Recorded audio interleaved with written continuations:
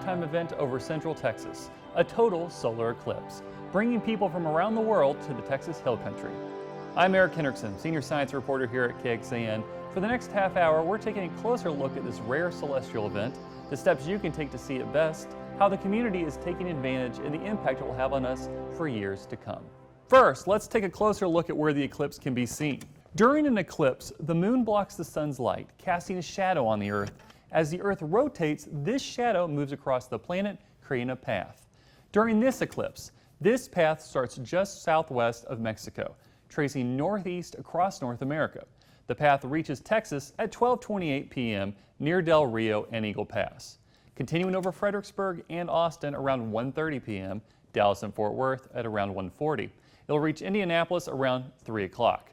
30 minutes later, it will pass out of the United States and into Canada, concluding at around 5:20.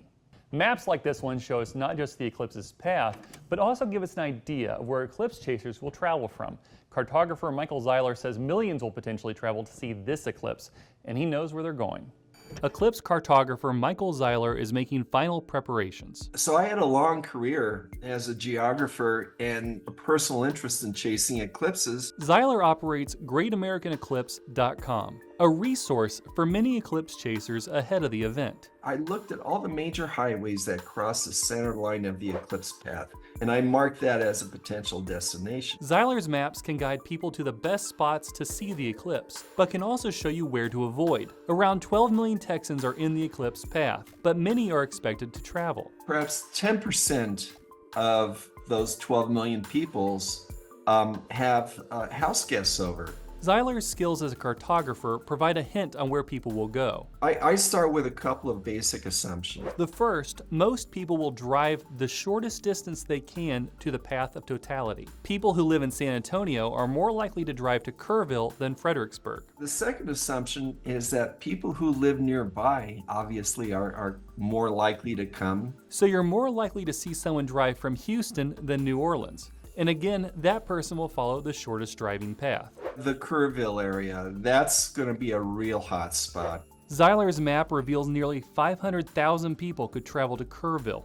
While closer to Austin, Zeiler expects as many as 50,000 people to visit Marble Falls and around 15,000 to travel to Johnson City.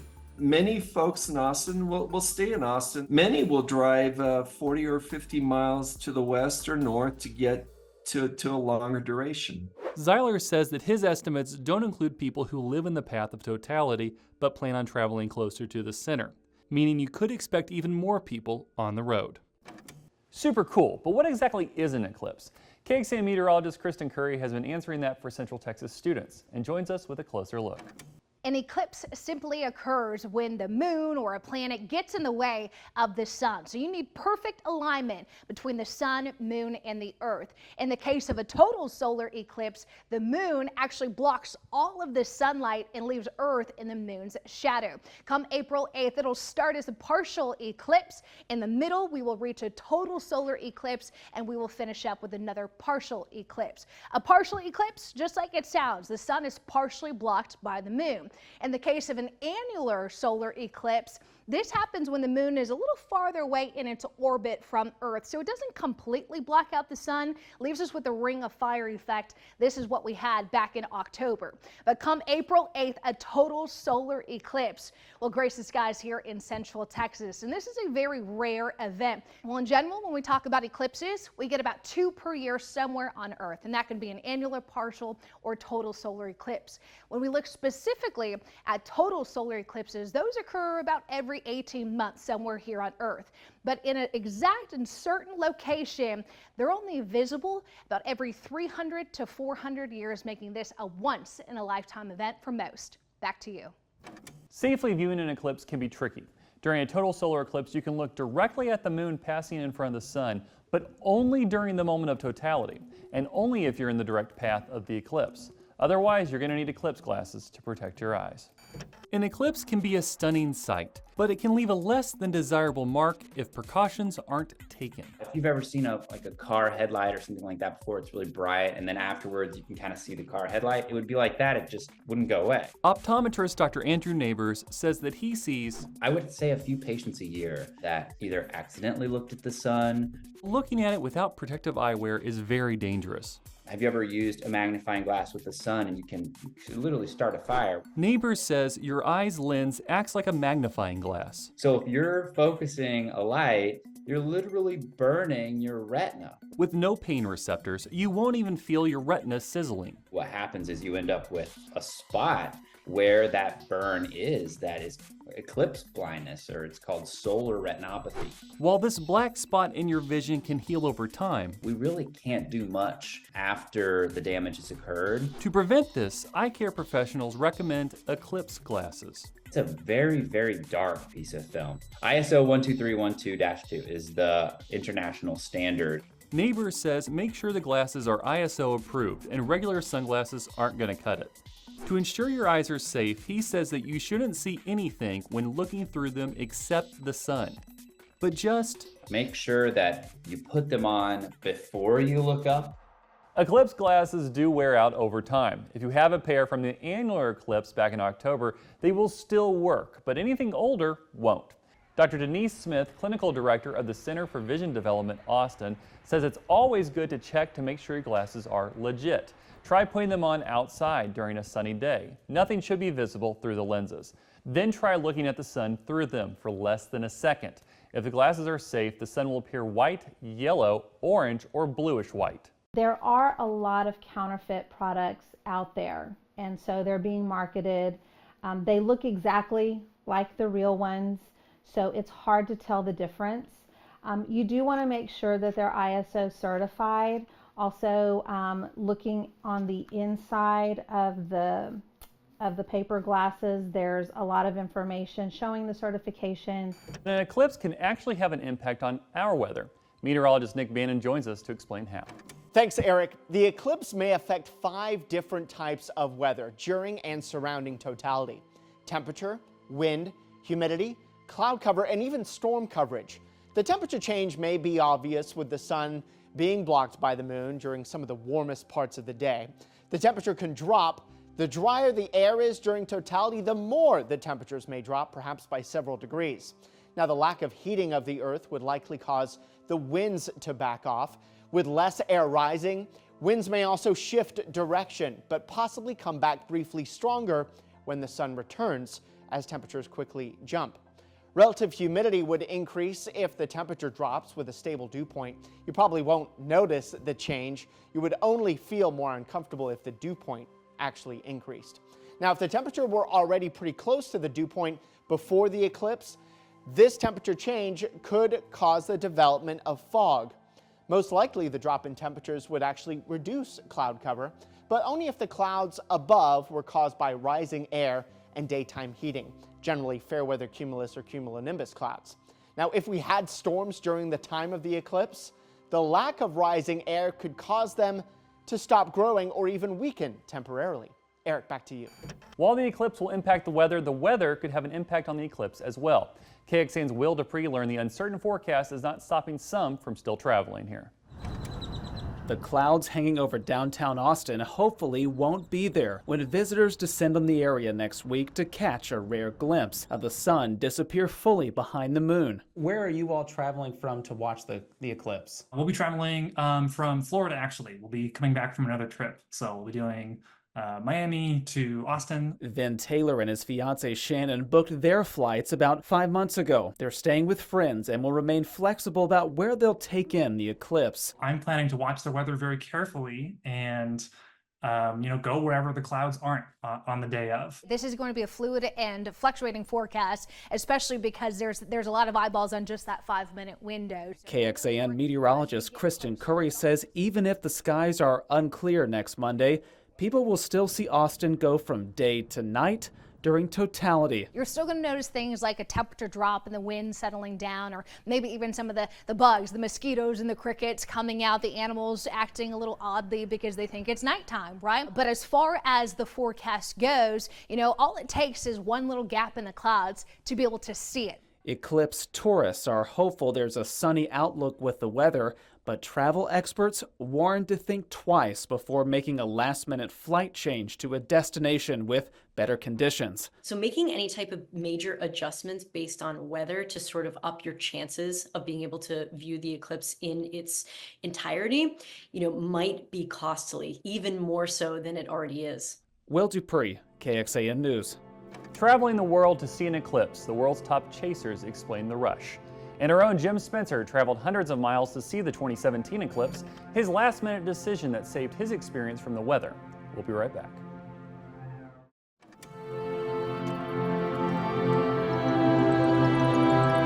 Welcome back to KXAN's Total Eclipse Special. I'm senior science reporter Eric Henriksen. At 105 years old, a Fort Worth man is getting ready to witness his 10th total solar eclipse. Laverne Beiser has chased solar phenomena across the world for decades. He's seen them across the U.S., over the Black Sea, and off the coast of Brazil. Now he's getting ready to witness the total solar eclipse at home in North Texas. He just hopes clouds won't block the view. It should be a perfectly clear day, and I hope it's still.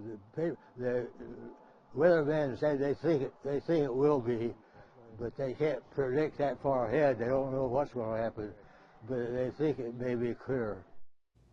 He plans to gather with his family at his daughter's home in Plano for the big day on April 8th. Eclipse chasers like Laverne will travel around the world to see this rare event, from Spain to Antarctica. Many have been chasing for decades. Eclipse chasing isn't for everyone. You've got to drink the Kool-Aid, so to speak, to really understand what a total eclipse is all about. Fred Espinack first took a sip in 1970. I managed to convince my parents to let me borrow the family car and drive 600 miles to get down into the eclipse path. Since then, he's witnessed 50 eclipses, with 30 total eclipses. I've been to every continent, including Antarctica, for a total eclipse of the sun. So has Paul D. Maley. I was born the day after a total eclipse of the sun. Paul has recorded more sightings than any other eclipse chaser in the world. If you add all the eclipses, it comes up to 82. Each year, the two men lead expeditions to witness the celestial events. It's just something that attracts people. We have individuals who, once they've seen one, they are absolutely hooked on it. And it's very dramatic. Chills run down your spine, hairs on the back of your neck stand up. You get a visceral reaction that something with nature has terribly gone amok. In 1983, we had a guy that was so overcome, he was hyperventilating. Planning for an expedition starts years in advance by looking at years of data, weather data, which, you know, is never almost a guarantee, but it gives you a clue. Even with data, it's not an exact science. I chartered a ship in December of 2021 to go to Antarctica. We were completely clouded out. With so many complications, understanding the obsession may be hard. The words fall short to actually experiencing the total eclipse. You'll find out. While most of us will look to the skies to see this spectacular event, there are many who will want to get a perfect snapshot. Rich Siegel joins us with tips for photographers of any skill level. Thank you, Eric. If you are using your smartphone, the first thing you want to do is switch off the flash before totality. Don't zoom in, but rather go for a wide angle or portrait. When the eclipse is in totality, lock the focus for maximum coverage. Experts suggest using the burst mode while taking photos, and above all else, it is highly recommended using a tripod to keep your shot steady. For the more sophisticated photographers, you'll need to use a solar filter. Keep the filter on for the partial eclipse, remove it 15 seconds before totality to capture that awesome diamond ring effect, and then 5 seconds before to capture light sparkles called Bailey's beads. You'll want to photograph the corona during totality as well. Now, the filter should be put back on once totality ends, and experts suggest testing your equipment and your solar filter before the celestial event. Check your settings occasionally on Monday. Eric, back to you. With potentially millions of people on the roads, traffic is expected to be a nightmare. Traffic reporter Erica Brennes shows us where the most congestion is expected. So first, let's just start in Austin, where you're going to have a lot of people staying put to view the eclipse. But then you're also going to have folks coming through Austin, headed from the east, maybe coming in from Houston. But let's break it down. You can expect Highway 290 traffic towards Fredericksburg to be very busy. Let's take a closer look.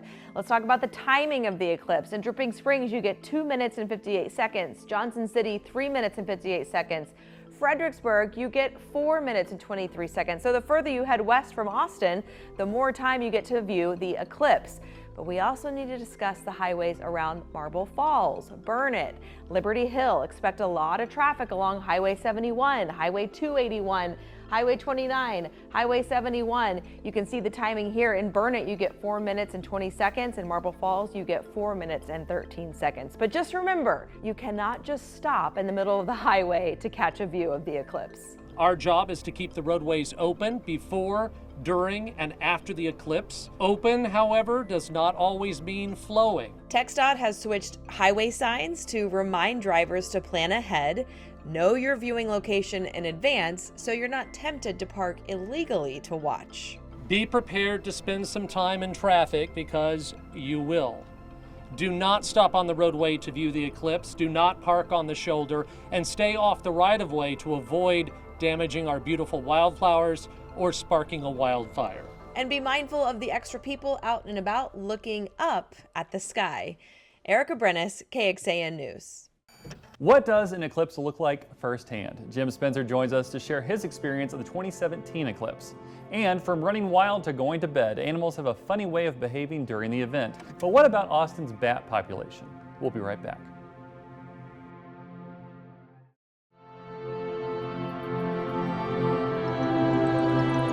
Welcome back to KXAN's Total Eclipse Special. I'm senior science reporter Eric Henriksen. Total eclipses are such a rare event, not many people have experienced one firsthand. The last total eclipse to pass over the United States was in 2017. That eclipse passed over the U.S. from the west coast to the east, crossing much of the Midwest. Millions travel to see the eclipse, including our own Jim Spencer. Jim, thanks so much for joining us today. You experienced the 2017 eclipse, but you had some challenges trying to get a good viewing spot for that eclipse. Right. Well, I knew I wanted to go see it. I mean, it's the first opportunity I'd had to see a total eclipse in, my lifetime, as far as I could recall, in the lower 48. We planned on, my mother, my brother, and I picked them up in Oklahoma on the way up there. We planned on viewing from a little spot in northeast Kansas. Well, I was really in tune with the weather. I was ready to be mobile if necessary, and sure enough, it was cloudy, it was rainy that morning. So ended up in Nebraska, racing west to south central Nebraska to find a spot. And, not long before totality, maybe we had 30 minutes of good eclipse viewing where I pulled off on a country road. It was just us, and the clouds seemed to part just in time. And, as I tell this story to people, I say it was miraculous. The clouds parted and we saw it and it was wonderful. But when I look back at some pictures the other day to get them ready for you, I realized the clouds didn't really part. It was still a mostly cloudy sky out there, but there was a veil of thin clouds that we were seeing the eclipse through. And with the eclipse glasses that filter out everything except the sun, you couldn't tell the difference. My point is, for everyone that's worried about cloud cover, don't freak out about it. Just because the sky isn't clear. I remember the sky being clear, looked at my photos, and it wasn't. Jim, thank you so much for taking time to speak with us Eric, today. my pleasure. I'm hopeful. I'm hopeful. Right there with you. With so many people traveling to Central Texas for the eclipse, many counties have issued disaster declarations. Investigator Matt Grant takes a closer look at the decision and some of the pitfalls that accompany an eclipse. This month, Travis and 6 surrounding counties, including Burnett and Blanco, made disaster declarations, clearing the way for additional resources if needed. In Burnett County, it's being done to allow a burn ban. 5 counties say they'll announce a disaster declaration soon or are considering it, and a half dozen say they have no plans to do so, including Williamson and Hayes. Often when a disaster strikes, price gouging follows. People out here struggling for water. Struggling for water. and they out here marking the price up, selling it high as hell. In 2017, KXAN investigated price gouging during Hurricane Harvey. Attorney General Ken Paxton's office sued multiple gas stations and required refunds. Is price gouging something you're concerned about? Yeah, I mean, it's always something we're concerned about. But there might be little that can be done about it. According to Paxton's website, price gouging is illegal, and the Attorney General has the authority to prosecute any business that engages in it after a disaster has been declared by the governor or president. Gouging is defined as selling things like gas and food for exorbitant or excessive prices. The thing is, neither the governor nor the president declared an emergency, and the law doesn't include ones issued by county judges. Still, for many counties, the possibility of price gouging isn't a top concern, as much as the crowds, which could eclipse expectations. Once in a lifetime experience, I want people to do it safely. In Austin, Matt Grant, KXAN investigates. One of the most unusual things about an eclipse is animal response. They react in some funny ways when the sun vanishes from the sky, and this is also true of bats. I spoke with the experts about what they anticipate will happen to our nighttime friends. Shopping, snapping photos, screaming for joy.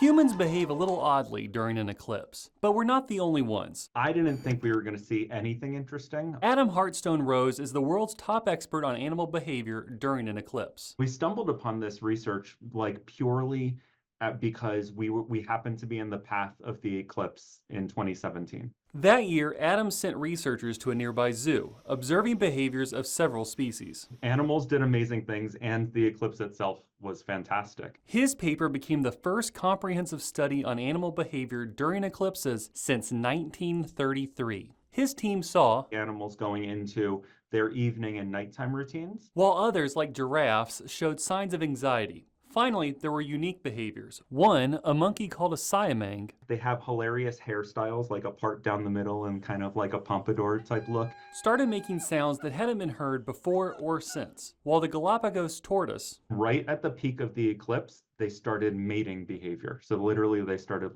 breeding. Scientists doubt Austin's bat population will do the same. I'm expecting that the bats are probably going to be a bit jittered. Brianna Seeley is a bat researcher from UT Austin. Because the bats are able to visually see that it'll be dark outside because they're so close to the entrance of their emergence point, they might wake up briefly oh, interesting, it's a bit darker than usual. But afterwards, they'll likely stay put. We're not expecting the bats to fly out as a full emergence. But who knows for sure? Animals have done some pretty weird things. Thank you so much for watching our 2024 Eclipse special. If you want to ensure that you have the best views of the event, here's what you need to know. The eclipse begins in Central Texas at around 12:17. It will reach totality between 1:30 and 1:40, depending on where you're at. The eclipse will wrap up by 3 p.m. across the region. Make sure you wear your eclipse glasses all the way up to totality. You can take them off when the sun is completely covered, but you'll need to replace them as soon as it's visible again. We hope you all enjoyed this once-in-a-lifetime event. I'm Eric Hendrickson. Thank you again for watching.